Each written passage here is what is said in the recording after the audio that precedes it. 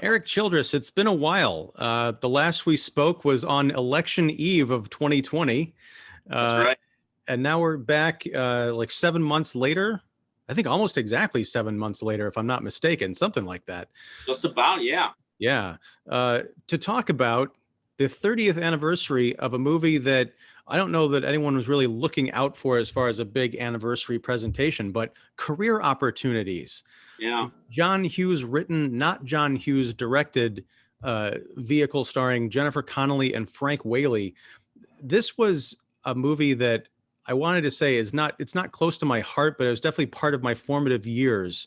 And we'll kind of get into that as we go along. But Kino Lorber has just released I don't know if you can see this out there in YouTube land, the Career Opportunities Blu-ray, which just came out with a commentary, an audio commentary by yours truly, Erik Childress of the Chicago Film Critics Association, the Chicago Critics Film Festival, and the Movie Madness podcast on the Now Playing Network. So welcome. How are you doing?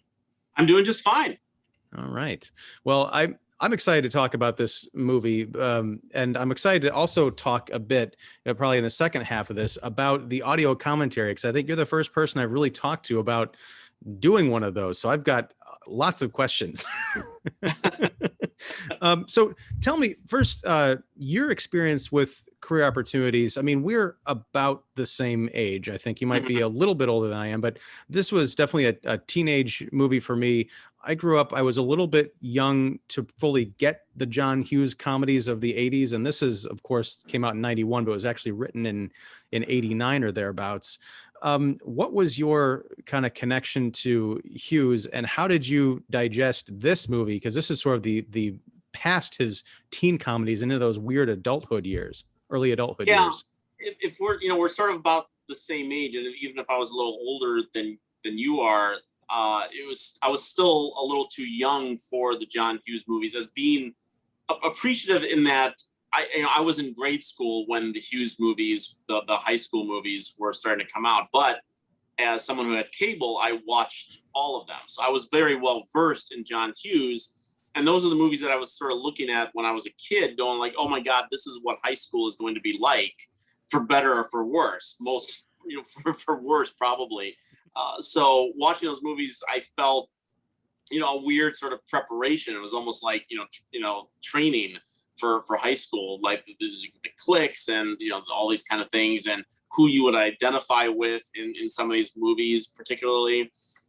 So Career Opportunities was more at the sort of like the tail end of his career. He had just had sort of like the biggest success, not as a director, but as a writer, with Home Alone, when this movie finally came out, even though this movie was filmed before Home Alone, which is something to talk about. And this movie came out when I was 16. So I was just about to turn 16. It was a few months away from turning 16. So this was really the first John Hughes movie about teenagers or young adults of very close to teenage years, where I had that kinship. I'm like, oh, well, now I'm of age. This is the first John Hughes movie that I was going to get to see in high school. He went from the teenage movies to movies to start doing things with adults, like Planes, Trains, and Automobiles and Great Outdoors, and even She's Having a Baby is a little past high school. So, and they're not in high school in Career Opportunities, but they're in that like 18, 19 year range. And I was like, oh, I'm finally getting to see a John Hughes movie in a theater. Because I can't, other than, God, I think She's Having a Baby was maybe the first John Hughes movie that I saw in a theater. I think everything else I had seen on cable or Planes, Trains, and Automobiles, I saw at my local library. The screening of it. So this was the first one at the big Woodfield Theater in Schaumburg that existed at the time, and it went on a weeknight to go see this movie with a friend of mine, and that was my experience with it. It's funny because I think Jim Dodge, the Frank Whaley character, is supposed to be like 21 or something like that. I don't know if I was in the trailer or something else I picked up, but it's in that weird age where high school, they're a few years past it, but it's still the touchstone. There's the place where they go first when they're talking about their life experience. You know, they still remember high school. It's still very much vivid in their minds. They haven't gotten past this idea of like, we're no longer back there. Particularly Jim, in a really touching scene with Josie, the Jennifer Connelly character later on, they recount a scene from their high school that's very touching and weird. And it's so vivid in the writing that you can almost watch that scene happen, even though it's just two characters talking about it. But yeah, I'm right there with you. I was just, I think, 14 when I saw this movie, and like this, Saved by the Bell and 90210 in its initial incarnation totally ruined high school for me, because I'm like, well, when I say this, I mean John Hughes movies in general, because I thought, like you, it's a whole other, you know, realm of experience, and I thought it was gonna be great, and it was just different and weird. But this movie, Jim Dodge is the town liar, as he is referred to. He's living in Monroe, Illinois, which is another one of those fictitious Hughesian suburbs that are all over his movies, and he can't hold a job. He ends up getting a job at Target and being locked in overnight by his boss, played by William Forsythe, running into the girl of his dreams, who's hiding out after a particularly nasty episode with her father. And she's like the town rich girl. He's one of the poorest people, you know, in that little community. And then there's like bank robbers or something muddying up the waters. They're murderers. They are. They knock over convenience stores, right? Not banks, but it opens with like newspaper photos of like dead people. And this is like the least John Hughes opening I can think of. Yeah, I mean, it's funny that was something that I talk about in the commentary, because the movie opens with photos of murder that they have. Yes, they are thieves, but at the thing that we're introduced to them, they have killed somebody. So just like referring to them, they're not the wet bandits. You know, Joe Pesci and Daniel Stern didn't kill anyone that we know of. They were just thieves. These guys have murdered someone. They carry guns. So there's just referring to them as bank robbers, I think, diminishes the actual threat that happens at the end of this movie, that I think is downplayed even in the movie. And that's the weird part of it. Like so much of this, and I learned a lot listening to your commentary about how there's, I don't know if it's a much longer cut, but you know, your commentary is almost a great trailer for the trailer, because you talk about a lot of the scenes, the alternate takes, the extra stuff that shows up in the trailer. And I hadn't watched the trailer since probably the movie came out. I went back and I watched it because it's on the disc, helpfully. And yeah, there's a whole other story and practically a different movie that's sort of begging to be put together and released in some fashion. I feel like if this had been one of the more beloved of the Hughes canon, then it would have gotten that rallying cry. Weird quick question, because I thought about this earlier this morning. The opening of the film, in addition to those photos, is Jim talking to the camera. As you point out, he's not really breaking the fourth wall, because he's talking to a bunch of dogs in this like animal clinic that he's babysitting at.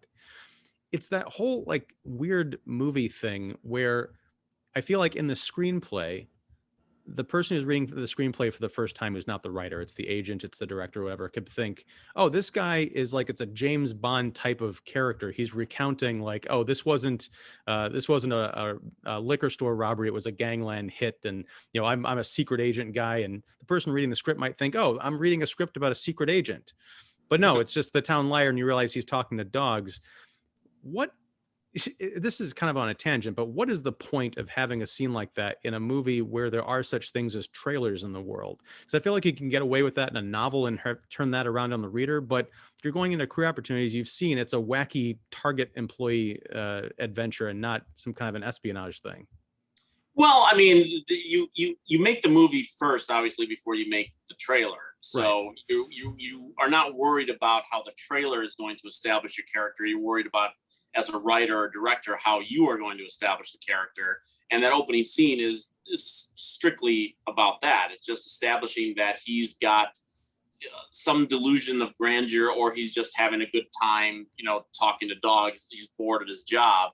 However we interpret that opening scene, that's really all it's about. So, I mean, you could probably do that for any movie where, you know, like we've seen like cop movies where we know that we know who the lead character is. We know that they are a cop. So when we see them introduce, say, like Axel Foley at the beginning of Beverly Hills Cop, we know he's not a hood that is trying to sell these cigarettes. We know he's a cop, even though the other characters aren't. But if you had not seen the trailer or was living under a rock at the time, you would have gone into that movie going, oh, Eddie Murphy's playing guy who's selling these stolen cigarettes. And then, oh, the reveal, we should have known it was you, Foley. And then you know he's a cop. So, yeah, I mean, that happens all the time with movies. So you can't really worry about how the trailer is going to, ruin the surprise, so to speak, unless they really do ruin some really big surprise later on in the movie.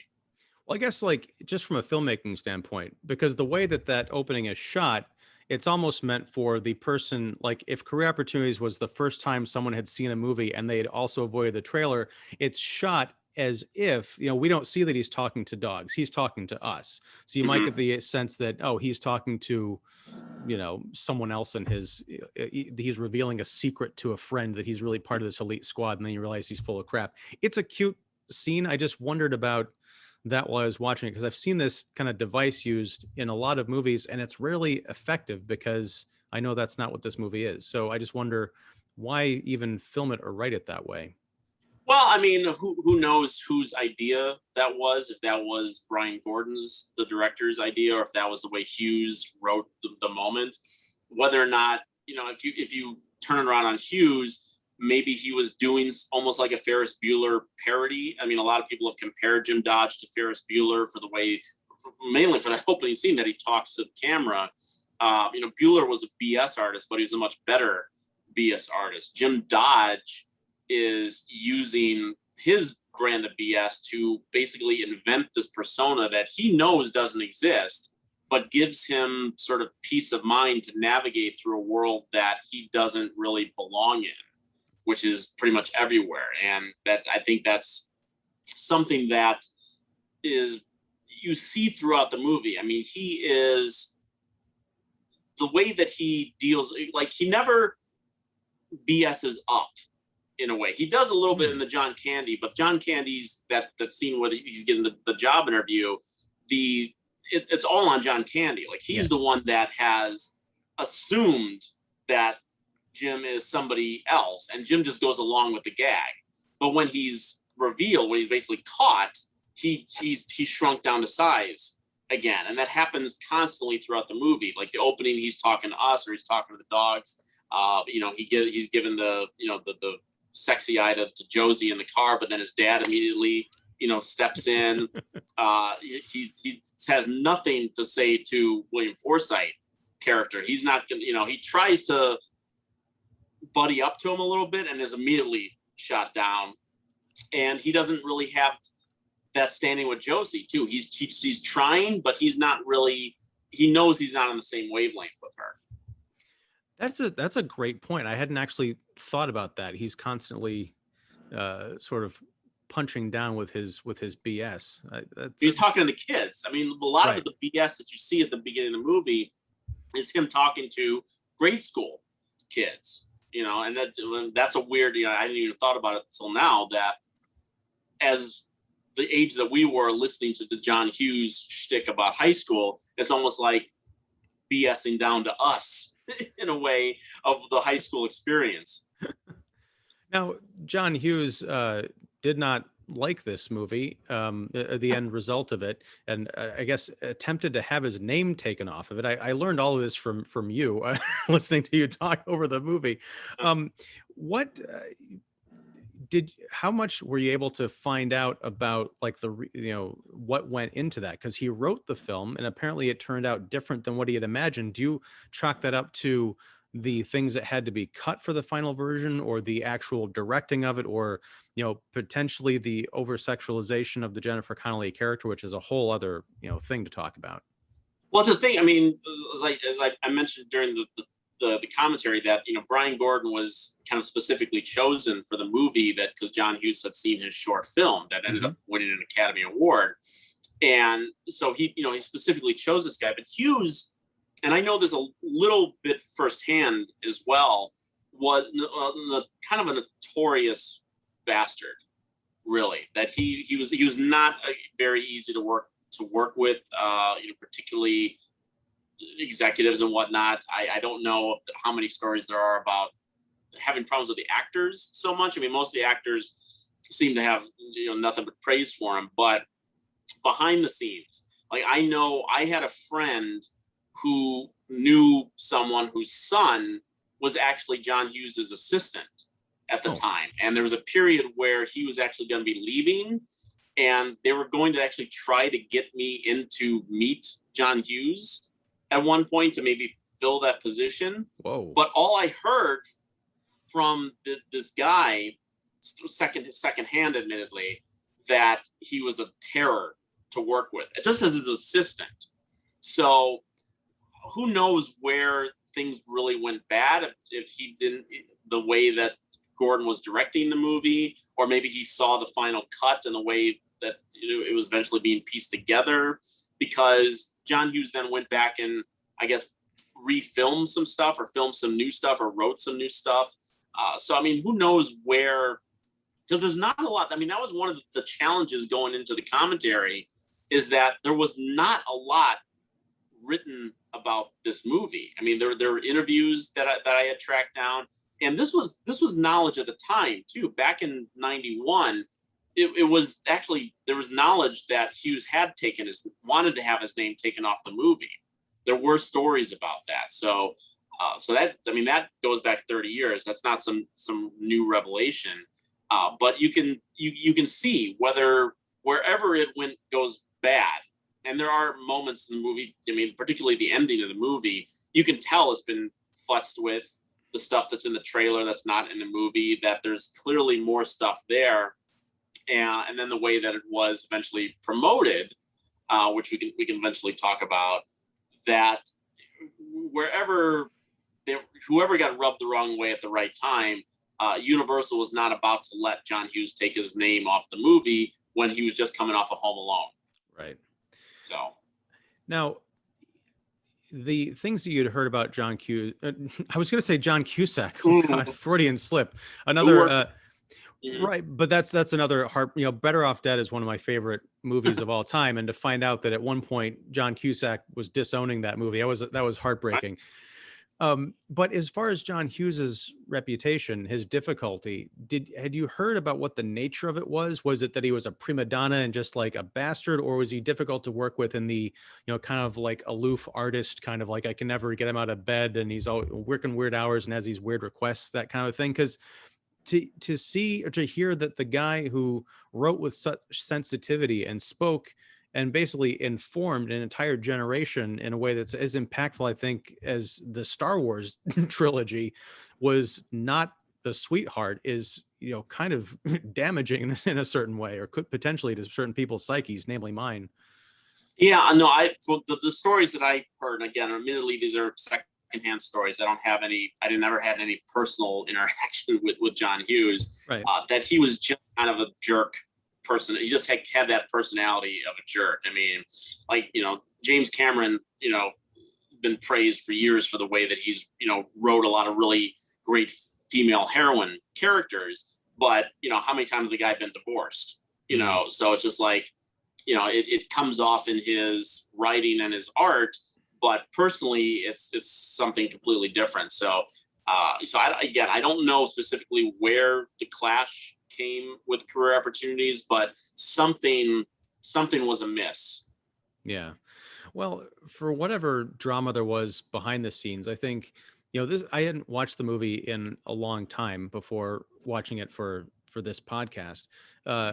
As goofy as it is, and as awkward, because it's only 83 minutes with credits, it's almost a short film. And it's disjointed, and the tone keeps changing, but those central performances, there is something really lovely about the Jim and Josie relationship. And Frank Whaley is someone that, ever since this movie, whenever he would pop up, I'd be like, oh, it's Frank Whaley, I like him. He did he's done a number of different kinds of roles, and as you point out, like he popped up for me. I saw Hoffa, I think, at way too young an age, but I had seen career opportunities. So when I see Jim Dodge whipping out a gun and shooting Jack Nicholson at the end, yeah, it's like, this is amazing. Speaking of BS, whatever version of the Hoffa murder you want to believe. You believe David Mamet's, or you believe the Irishman story. So.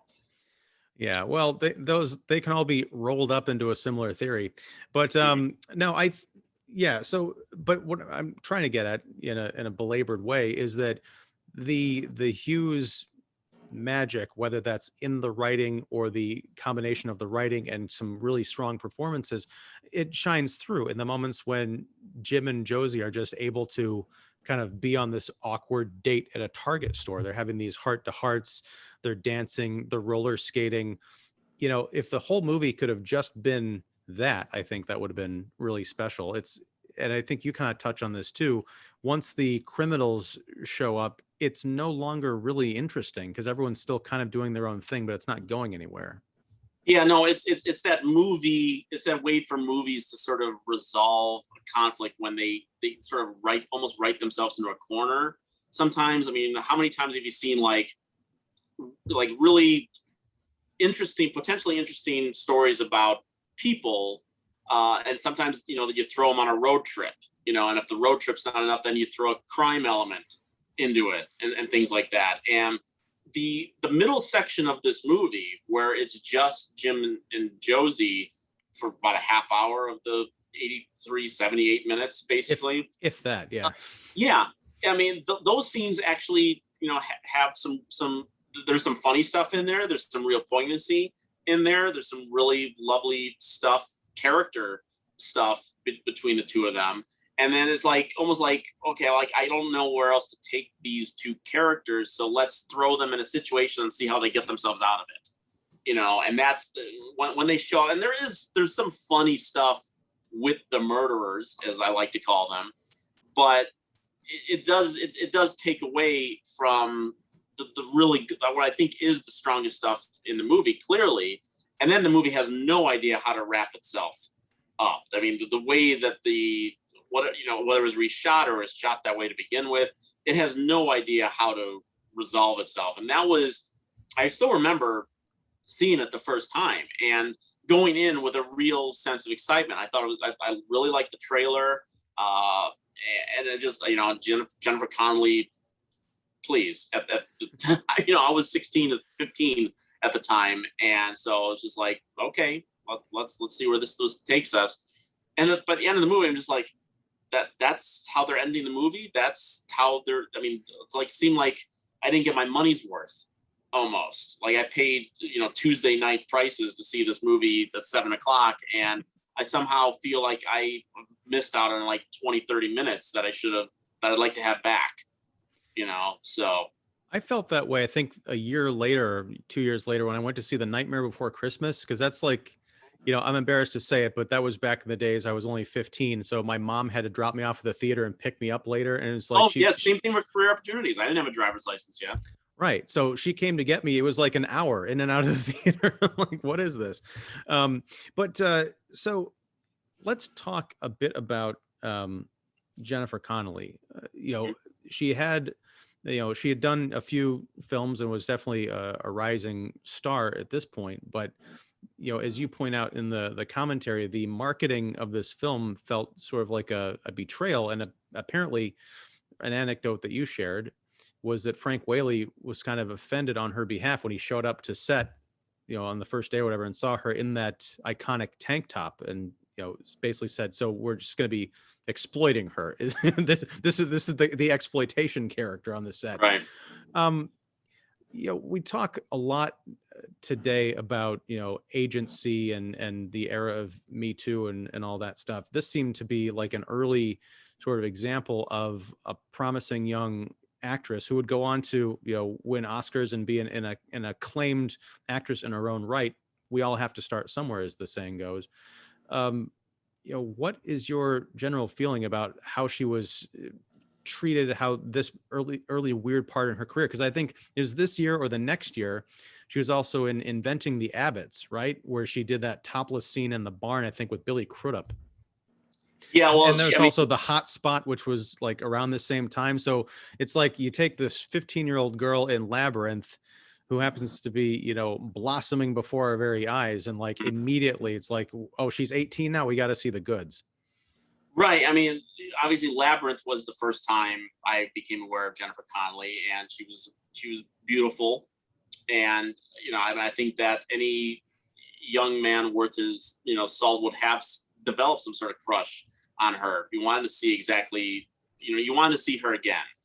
And the Hotspot came out in 1990, so I think I think she had filmed that already before she took on career opportunities. So that movie was, I mean, I'd have to go back and look at the exact timeline. It's pretty close when those two movies kind of came right on top of each other. And the Hotspot was not very widely seen. It was a small movie. Career opportunities didn't do well at the box office, but it had a much wider release strategy. So I mean, I think that it's always weird to project yourself back to that time and admit your crushes and other things like that. But to see like the way that like it's Jennifer Connelly throughout her career is, whether however she would admit to it, has certainly been comfortable with her body on screen. Oh yeah. It's not just you mentioned Inventing the Abbots in the Hotspot. You go even further than that to Requiem for a Dream. There's some, I think, body double stuff there too, but the way that she allows herself to be presented on screen, there's whether it's brave or exploitation, however, that's for her sometimes to tell us. But the way that the career opportunities, like when you don't have a great movie, the marketing is going to focus on whatever is going to get butts in seats. And like even up, you look at the way that the poster is designed, her cleavage is a part of it. I mean, it's right there. And again, the way that the movie is in the trailer, everyone knows the rocking horse scene. It's a GIF at this point. Yes. So and did that want to get me into theaters? Yes, it did. But in the trailer, it's presented in a completely different context than it is in the movie. In the trailer, we get to see the robbers in the trailer, but in the trailer, when we see the rocking horse scene, it's a scene cut between Jim and Josie. Yeah. Like it's more playful. It's sexual, but it's playful. So when you see him assumingly looking at her on the horse and she gives that kind of wry little smile, it's sexy, but it's also, there's an innocence to it. There's a tease element to it. In the movie, she's doing it to stay alive. Yes. She has to use her body and the image of her body to keep the murderers distracted enough to keep her and Jim alive. So there's a much different context. And then when you, on top of it, then market the film to where you have her on the horse and on a standee in the theater. When you were talking about that on the track, I remember I had flashbacks to going to the Cineplex Odeon and in I think it was Woodridge and seeing that very standee. Yeah. Yeah. On a spring, rocking back and forth. Yeah, and the tagline, Jim, he's about to have the ride of his life. Wink, wink. And there's something. I mean, it was. We didn't need 30 years to discover that was exploitive. We didn't need the movements that we have now to know back then. We were much younger, so we might not have identified it that. We were just like, oh my God, Jennifer Connelly, that's really sexy, and I want to see that movie. We weren't thinking in any other context back then, and that's not something on us, but that's on the marketing. And the story that Jennifer Connelly tells, that she was going to college at the time. It was Yale, I think. I think you said Yale. It was either Yale or Princeton, right? And yeah, it was an Ivy League school. I think it was Yale. I could be wrong, but when your professor sees that and goes, hey, I saw the standee for your movie, you could certainly get a little red-faced about it, especially if you didn't know that that's how they were going to market the film. I mean, it's one thing, again, it's one thing to have it in the trailer and it's a sexy kind of thing. You know, as a marketer, there's almost no way you wouldn't put that scene. If it's filmed, it's in the movie. You know, we didn't film it for the trailer. It's in the movie, so we might as well put it in the trailer because it's a sexy shot. Well, it's also interesting because, you know, projecting forward several decades, you know, in my previous industry, I worked a lot with licensing and with licensing, you know, celebrity talent and things from movies. And nowadays, I'm not sure exactly how that would work with, you know, within the context of the studio that's actually putting out the product. But I definitely worked with a lot of talent who, if you wanted to use any part of their likeness, you know, they would have, you know, they would have certain parts of their contract where if you want to make a piece of artwork with their face on it, even if it was a still from the actual film, they would have to sign off on it. They would have to say, you know, oh, I didn't like that angle, or I've always hated that still, find something else. So in that context, I could imagine that someone today, you know, I'll say Jennifer Connelly today, maybe not a young actress starting out if they would have that same, you know, flexibility, but it's definitely a reality now where people have more control over how they're presented. So I have a feeling if this were made in 2021, well, I don't know if that tank top would have flown, but it's more feasible to imagine that she could have said, you know, no out of context exploitation of my boobs, you know, in the marketing kind of a deal. Right. That, yeah. I mean, that someone would have been written into the contract before they even started filming that, you know, but I mean, the harsh reality of not just Hollywood, but any industry that has exploited women or, you know, found a way to take advantage of women, we will simply say like, well, if you don't do it, somebody else will. Yeah. And that's not, I mean, that's on the industry, but that's also on us as well. That's on men, that's on women who will jump to take the opportunity and have no problem being exploited at the cost of, you know, a grander ideal or something. And that's where, you know, some of the breakdown of the fantasy that we've experienced in the last, you know, half decade or more of these stories coming out. You know, Hollywood is selling a product and it's, you know, it's a light, fun, sexy comedy. Everyone's got to be game for it, right? But then you hear these stories.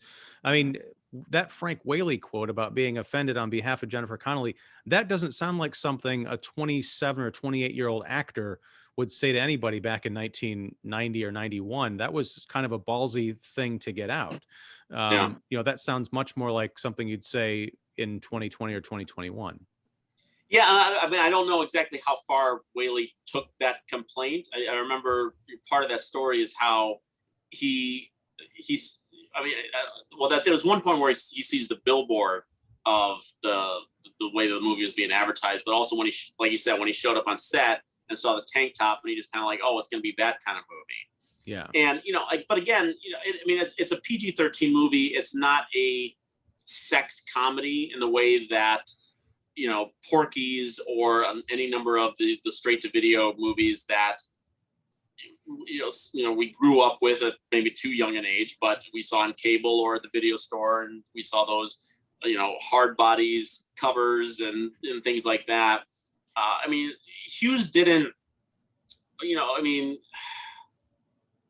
he didn't always, I mean, there are moments in his movies that do objectify women. I mean, 16 Candles, there's the shot of the older student who's dating Jake Ryan in the shower. Right. You know, that was a body double in that movie, but, you know, we're seeing a naked teenage girl, so to speak, in the movie. And I think that was maybe as far as he went. I mean, there's a scene in Some Kind of Wonderful where, and that Howard Deutsch directed that, Hughes only wrote that, where Watts, Mary Stuart Masterson's character, is staring at Amanda Jones in her underwear in the movie. And now we might interpret that as something else, but that was a body image moment for the Watts character. It's not meant to be a sexy scene, so to speak. It's a moment of her almost objectifying our objectification of the Leah Thompson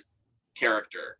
So, you know, which is it's an interesting scene, especially when you go back now and look at it. You know, then we might be going, oh, Leah Thompson is in her underwear. I'm paying attention.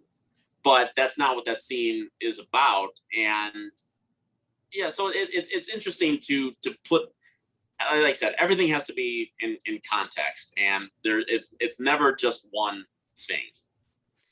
It's funny. We mentioned Requiem for a Dream, which came out in 2000, so that's like 9 years after Career Opportunities. Mm-hmm. But yeah, Jennifer Connelly is naked and sexual in that movie, even if, as you mentioned, some of it's body double work, but it almost feels like a rebuke to the earlier titillation. Like, you're going to show up and see me. Yeah, I'll be naked in this movie, but you are not going to want to see, as you mentioned, the context of that nudity because it's disturbing and sad and weird. Right. So I don't know if that was a conscious thing on her part, like something that attracted to her to the role, but it's just something interesting to think about. And it was also, in that era where she was starting to mature in her parts and kind of grow into playing more, as we mentioned, award worthy and award recognized parts. So she is I haven't thought of Jennifer Connelly as, just the girl from Career Opportunities in decades. She's Right. Jennifer Connelly, it's like thinking of Meryl Streep or something like that. Yeah.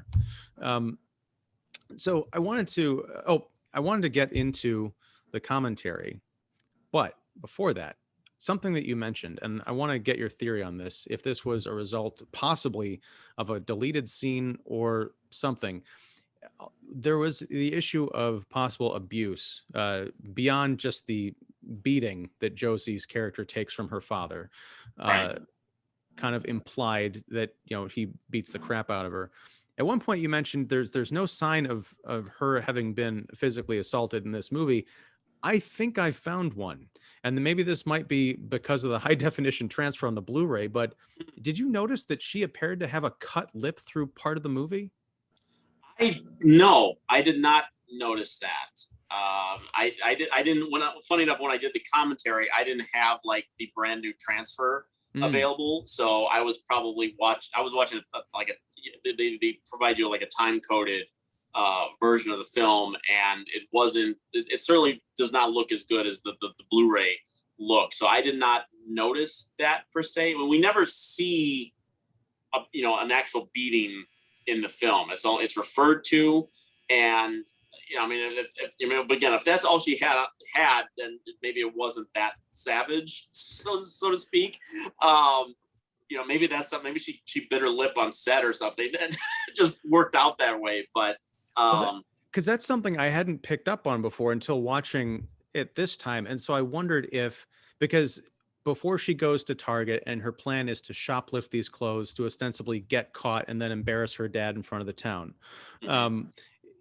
Before that happens, she playfully messes with, in a seductive way, two of her father's business associates in their living room. And he comes in later that night and says, if you do that again, I'm going to beat the daylights out of you. When she shows up at Target, and it's in a scene where Jim and Josie are sitting down at that table in like the little eatery, and they're having kind of a heart to heart. You can see it. I didn't look for it earlier in the film, so it very may well have been something that happened on set. But I was wondering, in the context of the character, if in a scene that we're not privy to, if there was some kind of an altercation that kind of drove her out of the house and into that store. Yeah, I mean, it's possible. I mean, the way that the movie plays out now is, Jim doesn't even have the job yet when we get that scene where her father does announce his intentions, like, if you ever do that again, I'll beat the daylights out of you. And then he closes the door, and she kind of, lets out a little sigh of relief. And the next time we see her is in the Target. So we don't know, like, in the context of all we're given in the movie, that was the sort of the last straw. That was like the final thread of what he was going to do to her. And having listened to the commentary, my theory, it goes far beyond that. I don't think that he was just beating her. I don't know if specifically like that was their way of getting around, what my theory of exactly the things that might be going on in that house. But it didn't seem like he was just beating her. Yeah, I didn't get that. I never got that impression. I always thought that there's something much darker going on in that relationship. And I want to stop it there as far as talking about it really, because one of the things that I want to talk about regarding this commentary is how great it is. Uh, I miss audio commentaries. You don't get them on a lot of movies anymore. It really takes these specialty kind of, companies like Kino to really invest in special editions that are more than like, hey, it's a high def transfer in a trailer. But listening to your commentary specifically around the Josie character, and you changed my perception of that whole situation, beginning with the night shot of the house. When you're talking about that scene and what's going on in that bedroom, I had not noticed, I had not picked up on what Jennifer Connelly is doing, why she's up that late, what she does after her dad slams the door. Because before this, when he says, I'll beat the daylights out of you, and he closes the door, in my mind, it always just cuts back to the next day or whatever Jim's doing or something. But there's like a few seconds that happen after that door closes that are really telling. And as you mentioned, a sigh of relief that I'm not going to be able to think about this movie in the same way again. So there's a lot of those little gems and insights throughout the commentary track that make it worth sitting through this movie twice. Even if you're not a fan, watch this with the commentary and you're going to learn a whole lot. I think appreciate career opportunities on a different level. I really appreciate that. I mean, like you said, it was my first opportunity to do a solo commentary. I had done one not too long ago, just on kind of a whim. Jim Laskowski, who runs the Now Play Network that my podcast is on, and he does his own podcast as well. We did our own commentary that is available. You can download online for The Last Starfighter. Oh, it was okay. just something he wanted to do. So we just, one night, we just recorded one. We watched the movie and we recorded one. It's available online, so you can download and sync that up. But getting the opportunity to do this as my first commentary, like, one, it was it was funny because it's a film that I'm decidedly mixed on. Like, there are things that I like about it more than a lot of people do, that they kind of just really dismiss the film, and I get some of that, but there are other things that I'm like, well, this movie is clearly flawed, so how am I going to talk about that? And then on top of it, like you said, it's only 83 minutes long with credits, so I have a very narrow window to put together all of the thoughts that I have about the movie. And so I wanted to make sure that I made sure I hit all these certain beats about that theory, because I watched the movie when I got the opportunity to do it, and I watched the movie again. They sent me with the time code and everything, and I had like 11 pages of notes that I wrote down just watching the movie, and then I organized the notes in a certain order, and then figured that's how I'm gonna start talking about these things and how I've pieced it together. But I wanted to make sure that I didn't cheat that theory that I have, that I wanted to talk about the evidence that you see throughout the movie, and then also combat some other theories that other people had about certain things that happen in the movie. I want to talk about that one in a second, because the tent is what we're talking about. Yes, but yeah. Okay, so yeah, sorry, go ahead. Put a pin in that one. Yeah. Oh, go on wherever you want to go. But yeah. Well, no, I was just gonna say I listened to your point. I think it was well argued, but I feel like they had sex in that tent, and I still stand by my theory on that. I mean, I think the best evidence in your favor is that Jim's outfit is down. He comes out of the tent and he has to put the thing back up. I just look at that as him getting comfortable in the tent. Well, because they're only you only hear them laughing. They might have been making out a bit. But here's the thing, and you reference another movie earlier in the commentary, and it sparked that light bulb moment in my head when I'm like, they definitely had sex. You referenced the movie Mannequin, and in Mannequin. Yeah. I referenced Mannequin. I haven't listened to the commentary in a few months. I referenced Mannequin. Wow. Yes, I don't remember what the context was of it, but you definitely mentioned it. Or I think you might have said something about like another. Oh, it was you didn't reference it specifically, but it was in the scene where there's a brunette mannequin, I think, in a beach chair that was like a stand-in for Josie or something like that. Right. And you said it was, no more ridiculous than another similar movie that it came out a few years before. There you go. Right. Okay. But in Mannequin, there's a scene where Andrew McCarthy and Kim Cattrall, kind of consummate their relationship in a tent, and they are discovered. They're laughing. They're carrying. It's eerily similar to what's going on in Career Opportunities, and they definitely had sex in that tent. So maybe that's just me bringing in context from another movie, but also that absolutely could have been post-coital roller skating. They looked like they had broken on through something or just decided to dance on wheels. It's possible. But I don't. But I'll say this: I don't think that you can believe or give credence to my one theory and then say that they had sex. You know what I mean? I get your mannequin projection that you're going with there, but I tend to think, because that whole scene with the dance scene, which is to me the best scene in the movie, the build up to it, the culmination of it. I still, the way that Jennifer Connelly reacts to what he asked for, that he wants to finish that dance, the way Jennifer Connelly reacts to it, and then specifically says, "I thought you were going to ask for something else." Yeah. So she is happy that that's not where his mind was. So I don't believe, even if my other theory is wrong, that the first thing that she would have the dance and like, okay, now I'm going to have sex with this guy. Well, but this is a whole rabbit hole, but I feel like also the way that this movie came out, whether or not they actually had sex, I feel like it was cut together to imply that they did, because, even when Jim says, first things first, and then they dance, and then they're in the tents fooling around, and then he's pulling up his, clothes or whatever. Yeah.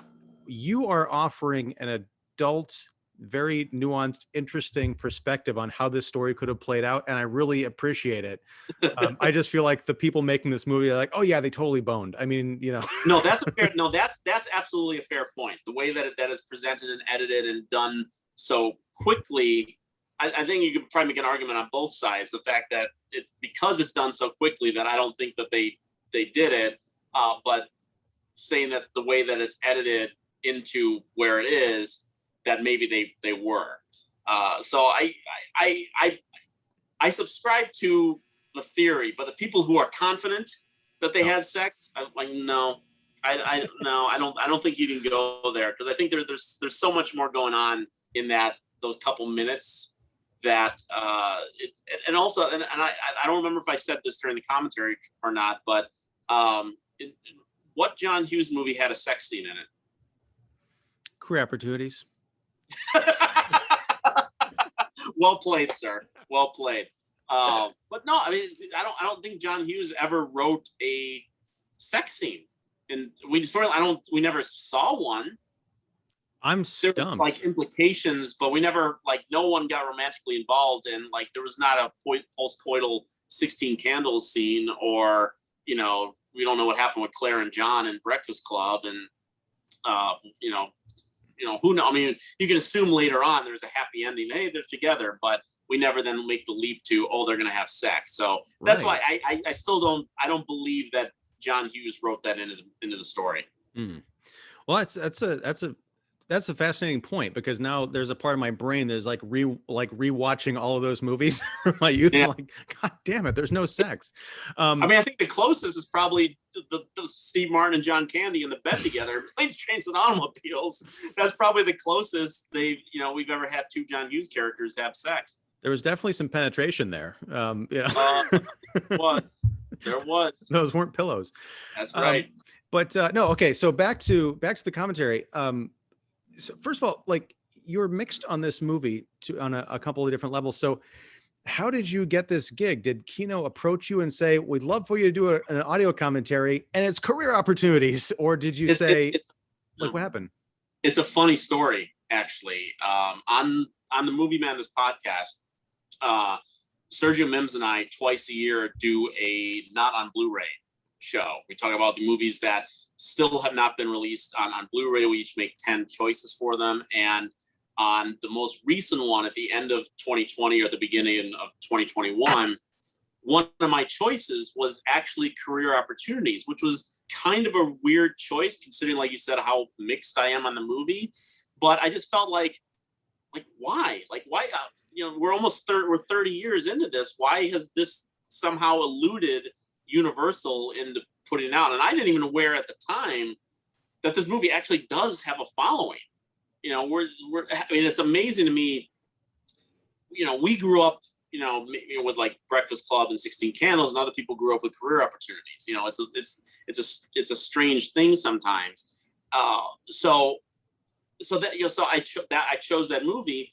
Kino then, like a week later, I don't think they had publicly announced it yet, but it was on their schedule for the year. All of a sudden, they announced that Career Opportunities was going to be on Blu-ray, and they approached Sergio Mims to do the commentary.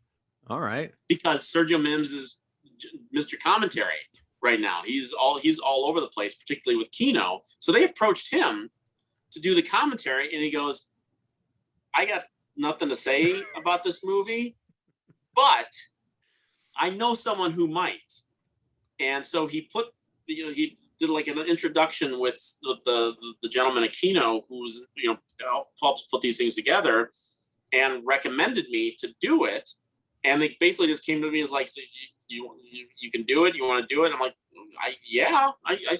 I could do this, I suppose.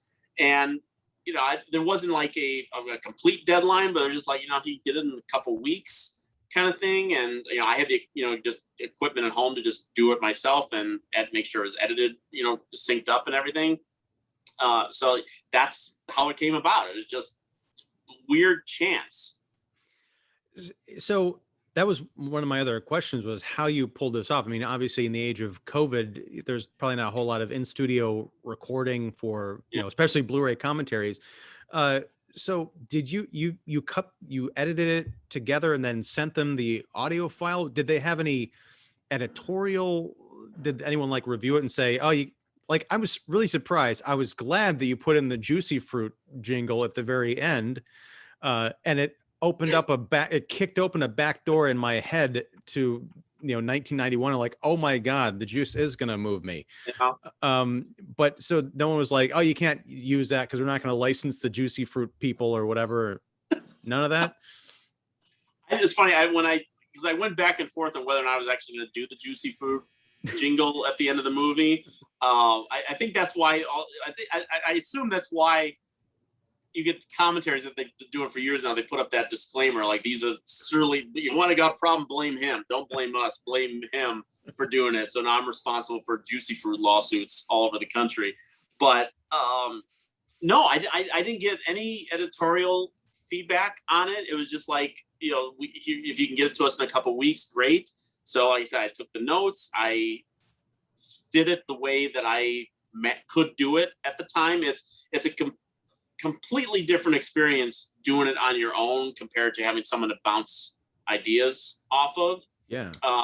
Jim and I watched Last Starfighter. We watched it straight through and just did the commentary, and we were done in 2 hours. This one, because it was so short, and because I had 11 pages of notes, and because I've done so many introductions at screenings and Q&As and things like that, that every time I have done one of these Q&As, and I've got 4 or 5 pages of notes, and I'm going through trivia and backstory and thoughts and all this kind of things. As soon as I get in the car, I'm like, "Damn it, I forgot to mention that." And so I didn't want my first shot out of doing a commentary on an official release to walk away going, "Damn it, I forgot to talk about that, or I forgot to bring that up." I'm not saying that I haven't thought that a couple times since doing the commentary, but at the time, I wanted to make sure I had moments synced up, because we've been listening to commentaries for years. I mean, the fact that I even got an opportunity to do a commentary is like almost like a bucket list kind of thing, because the whole reason I got into Laserdiscs back in the day, when Laserdisc was the thing, was because they had audio commentaries on a lot of them, especially the special editions, particularly. unheard of. You don't get that on VHS or cable or anything like that. You get to hear the directors of the stars talk about the movies. And, now everyone's, historians and all kinds of different people are doing it. So it's still really great. So I wanted to make sure that when I was doing the commentary, that when I was talking about specific things in the movie, that it was synced up to specific scenes. I didn't want to, I started the first couple of times. I'm like, okay, got my notes, doing the commentary, play, and I start talking and recording, and I'm like, damn it, I'm behind already. Click, stop recording. And so I was doing it like a few minutes at a time, and then making sure that I had it linked up to where the scenes were, because I didn't want to go past something and then go, oh yeah, remember that scene that happened 15 minutes ago? Here's something that I forgot to mention. I wanted it to flow through that and catch looks or lines or pauses and things like that, and talk about things at the appropriate time as they were happening. I didn't want to talk about the horse scene 20 minutes in or at during the end credits. I wanted to make sure I had everything that way. So I was very meticulous in the way that I recorded it. I gotta say, I mean, I think that's as much a tribute to your editing as anything else, because listening to it, I was listening to it while doing like work on my computer, so I had it kind of off to the side. So I was purely listening to the commentary, and it just sounds like you sat down, you press record, and talked through the movie. I mean, it's one of the smoothest things. There's not like a lot of ums or ahs. It doesn't sound like there are breaks like, oh, this is where he went to use the bathroom. It just sounds like you were talking straight through. So, very well done. Thank you very much. Thank you. So what's one thing that you may have thought about after the disc is out, the commentary is out, and you're like, damn it, that was an anecdote, that was a bit of trivia I should have included?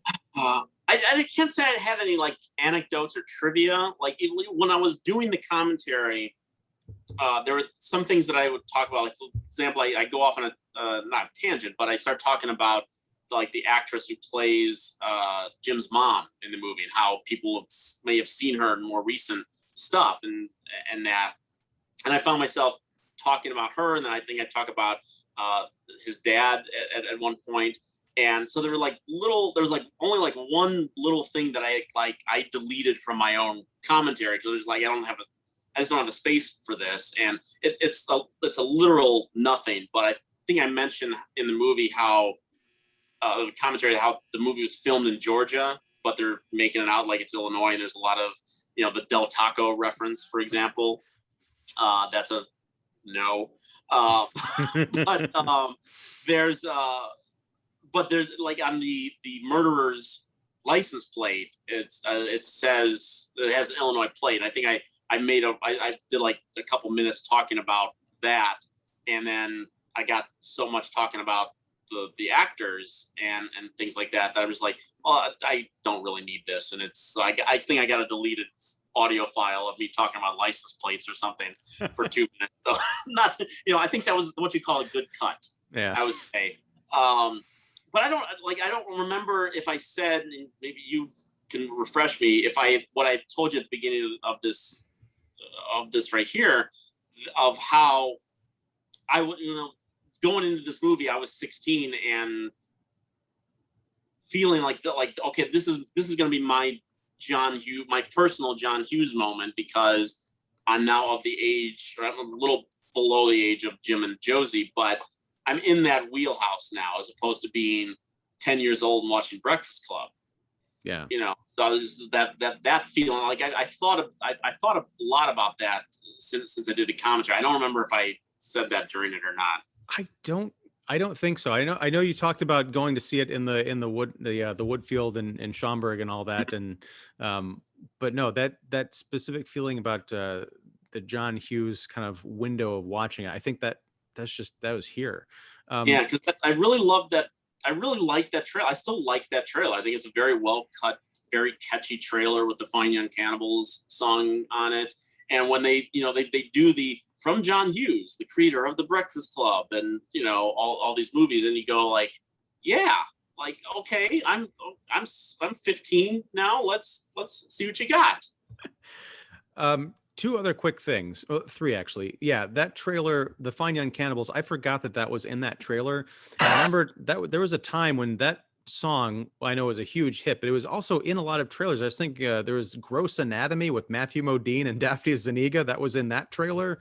Yeah. I think you're, yeah, God, I forgot about that one. Yeah, there was like a few different movies. It was so weird to hear that song again. The other thing is the horse scene. I was going to bring this up, and I'm doing what you worked around in your commentary. I'm bringing up something we talked about a half hour ago. Yeah. But the trailer, when they actually show a couple of scenes of Josie on that horse, and one is with Dermot Mulroney, you know, they're kind of facing each other on the horse. In the trailer, the bit that they show, his head is cropped. You only see up to his neck. And right before that, I think we had seen some back and forth with Jim, and it's almost implied, like if you just watch the trailer on TV or you see it in a theater, it's not like today where you can go back and scrub through and watch it 1,000 times online. You almost get the impression that it's Jim on that horse with her, like they're having a moment together. Yeah, I don't remember. I mean, there are a couple trailers on the Blu-ray. Just the one. A couple different. There's just the one. Okay, I personally don't remember that shot where he's facing her in the trailer. Like I remember second, there being like two shots of her on the horse and smiling towards the camera, and then there's the one shot at the end where Dermot Mulroney tries to get on the back of the horse and falls off. Yeah. I remember that, but I don't remember the cropped version of it. It's really weird. But the last thing I want to mention, like you, growing up as a teenager in Illinois specifically, I thought Target was a fictitious store. Yeah. I had, you know, and it was weird because 2 years after this movie came out, I ended up working at Kmart for 3 years, and I had a lot of career opportunities flashbacks. Yeah. But I was like, Target, oh, that's such a weird, fictitious. They really went all out building a whole giant fake sign for this fake store. And now you can't walk outside without tripping over a damn Target outlet. Yeah, no, I mean, I honestly thought that at the time. I mean, I knew enough about movies at that time that some, you don't have the rights to film here, or you have, they don't have to give you permission, all those kind of things. So you have to invent your own store, invent your own airline or football team. Even you can't even use all those proper names and stuff. So it's just, yeah, there was no Target store in Illinois, none that I could find, even going back and doing the research of it. Now, funny enough, there is a Target like about 1.5 miles away from where I saw career opportunities. There's right where the Woodfield Theater once stood. There, just up the street, is a full-blown Target. Yeah, and I've gone there looking for Josie, and she's never there. So, do you think they'll ever remake this movie? I know it was a flop, but I mean, especially now that Target's so big, they could totally make a go of it. They won't remake it. I don't want them to remake it. Obviously, I want them to release the extra footage. I want to know. I wish that there was. Hughes is not with us, obviously, anymore. But there's got. If they could put together some of these, if they could do Zack Snyder's Justice League, I'd be more interested in seeing career opportunities put back together. It might still be a mess. It might, it probably still won't work with the murderers at the end of the movie. But, I think that there would be further context to it. There'd be maybe enough good stuff in the Target store to actually warrant a recommendation, even with the bookend flaws that I find in the movie.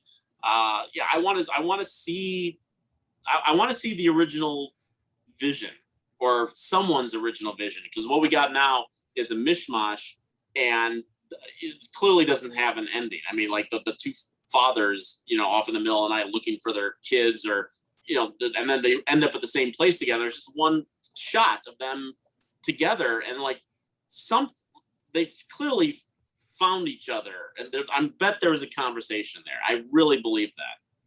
Well, you lay out an entire like alternate ending to this movie that I think, if I don't want to see the original vision, I want to see career opportunities, the Jim and Josie cut, which is essentially what you lay out. Like, you practically sideline the criminals to focus more on their relationship as the movie winds up. So yeah, folks out there, Universal or Kino, if you're listening, yes, I know this just came out, but get to work.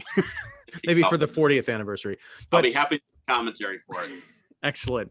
Well, Erik Childress, thank you very much for joining me once again to talk about this movie. It was a great, tremendous trip down memory lane watching this film, and also to get so much insight, so much serious thought. And it's not a serious commentary as far as, it's stodgy or anything. You put a lot of thought and effort into a movie that I don't think people would consider warranting it, but it definitely does. You make a hell of a case for this film, and yeah, thank you for doing it and for talking to me about it.